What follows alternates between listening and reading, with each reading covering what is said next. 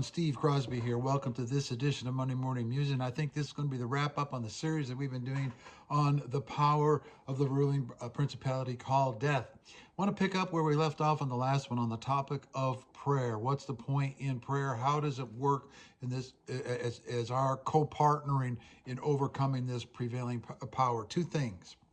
Prayer, I believe, is doxological gratitude. Worshipful gratitude. I do not believe that God has some ego problem in this whole worship me, worship me, worship me, worship me, worship me, worship me, worship me.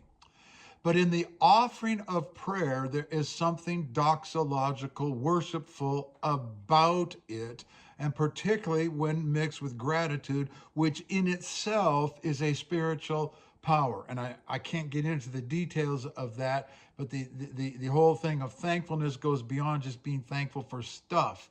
It is a declaration of your own dependency in trust.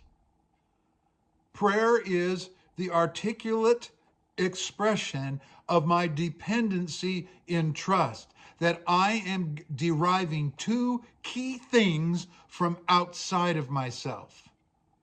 Number one, my sense of identity in personhood. This is huge. I could do 6 weeks alone on this topic. But prayer, you take your sense of personhood from outside yourself. You're deriving your sense of being from outside yourself, not the signals that the corrupt culture is sending you to find meaning. Prayer is doxological warfare, and you don't have to address principalities and powers and bind and loose and all that, because the very act of prayer is itself an act of warfare. It is a declaration to yourself and the principalities, at least for you and your little house, my little house, that I'm making a declarative statement of warfare, that I am going to exist in humble trust to the Abba of Jesus, and I will not receive the injection from the powers of the age, and I am weak. I am weak. I'm mortal. Thank you, Adam. I'm vulnerable. I'm a target. And without the sustaining grace and the very resurrection life of the resurrected God-man, Jesus of Nazareth, permeating me on a daily basis, I will be consumed by death. This power has been working on humanity for millennia. And I'm here to tell you, Steve Crosby and his clever little Bible verses are not going to bring any victory. Just like Jesus' victory was wrought in humility, so will mine. So prayer then becomes an act of humbling. I can't make it. And listen, I've devoted myself to scripture study for 50 years. And as valuable as scripture study is, if the fruit of scripture study is to undermine our prayer life and to think we're so smart and we have all the answers, we are deceived above all people.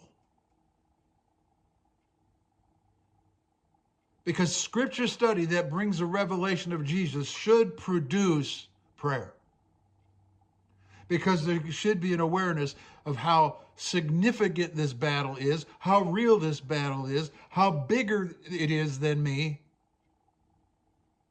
And that for the simplest things in life, I can't make it without his resurrection life infusing me. Let's use the word infusion. Look at it. If death infuses the human species with sin, and it does, the resurrection life of Jesus should be infusing me, and that infusion is maintained by the humility in non-petitionary prayer. The second thing that prayer does to undermine the power and the jurisdiction and the authority of death is that it acknowledges that we're living in an illusion. It destroys the illusion.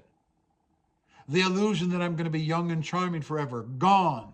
The illusion that I can do it out of my own strength, gone. The illusion that money, success, fame, and power is what we should be striving for in this life, gone.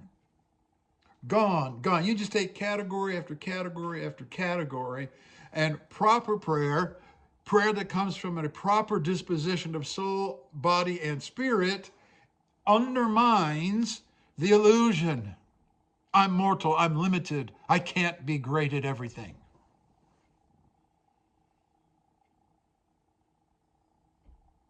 My body, my physical body, can't do what it used to do.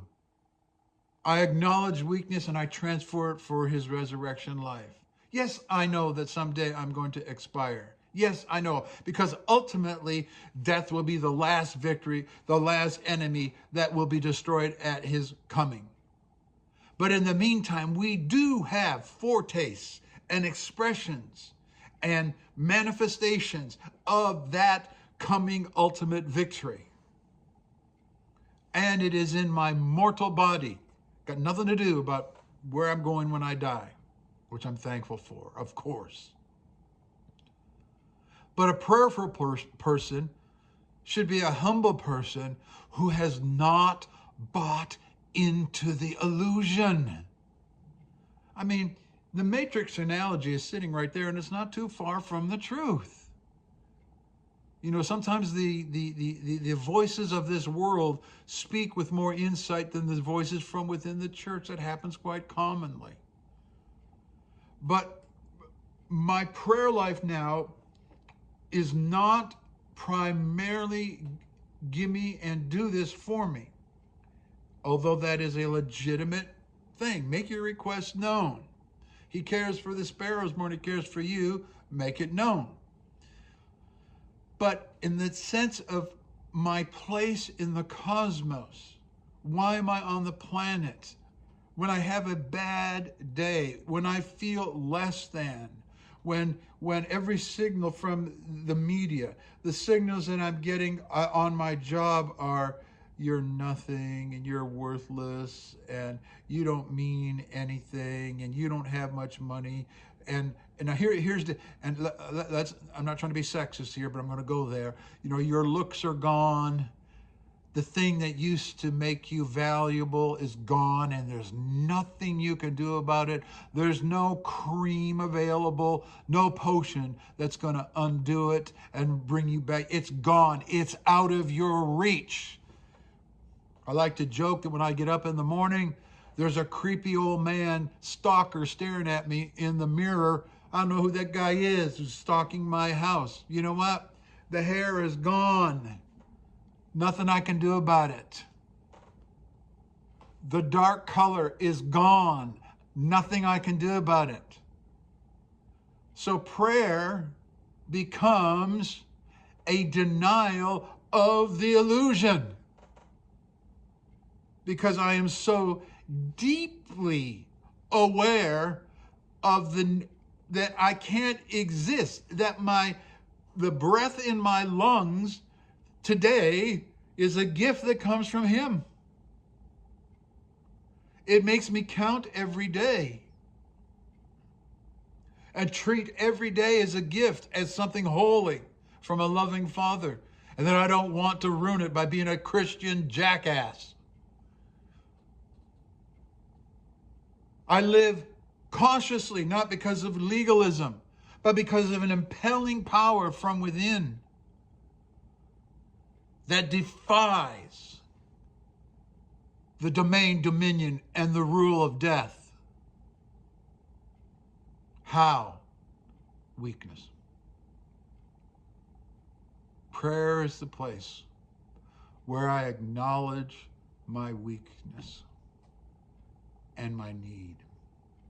And it's not gruesome, grueling, depressing introspection. I am not talking about that. That is a form of deception because it is egocentric and ego-conscious. But there is a place of rest and ease that comes from the simplicity of acknowledging my dependence on the resurrected God-man for my very existence. This day, this moment. And when I do, I am sharing as an active member of the body, as an active participant in his rendering of the power of death ineffectual in this universe. What a calling. And I don't have to be on TV to achieve it successfully, and neither do you. Dear ones, I hope this series has been perhaps mind-expanding, helpful, and inspiring to you. I know it's helped me just to put into words the things that I am living on a daily basis, and I hope it helps you. Love you all. See you the next time.